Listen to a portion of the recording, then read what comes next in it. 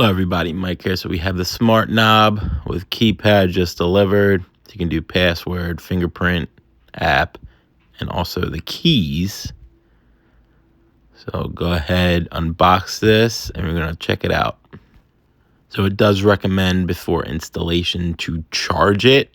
It says for a few hours. So go ahead and charge it. They do have the cable that comes with it. And here are the keys. Special key, pop the top off when you're installing it. So there's a look, key at the bottom, and then also where you can charge it. There it is, plugged in. See the blue, it's charging up. And here is the installation directions. There's a QR code for the app. So we go to the app, Smart Life. You can download that. Smart Life, there it is, pretty decent. Once we're in there, you set up an account, add device. Then we want to push the button to pair the doorknob.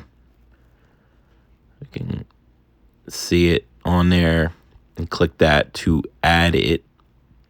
It said it added successfully. And then there it is. There's the home screen. It's got the options. You can unlock it through the app. You can do the temporary unlock. The lock code, you can slide it back and forth to lock it, unlock it. There it is, locking, unlocking. And then it also has notifications you can send to your phone. You can customize those. All right, so did the app. So here's the old doorknob, looks pretty similar, just not digital. Pretty simple, you just basically unscrew everything and re-screw it. So there it is, taking the old one out. I used a drill, but a simple screwdriver would be fine. Now it is labeled nicely. It shows the up, both sides, and put the knob side on. You can take that knob off to make it easier to screw into place. Once it's screwed in, it kind of locks automatically. So it's locked. And then once we unlocked it through the app, it opens right up. That's good. And it does it through Bluetooth. Now you can also use the key to unlock it just in case you ran out of battery or the code or your fingerprint is not working. So go ahead and put that up there and do that one.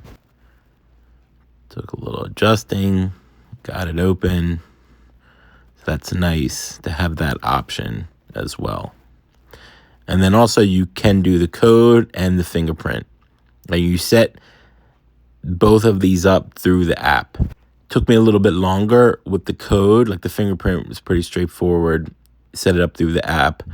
Right? But then with the code, it was not working. And then like I switched on the actual knob on the door. It has the settings like to circle, to lock, to unlock. I had switched it, right? And then the code finally did work. Like in the app, you can create temporary passcode. It's got to be between 6 and 10s. You can do temporary, and then you can also do permanent.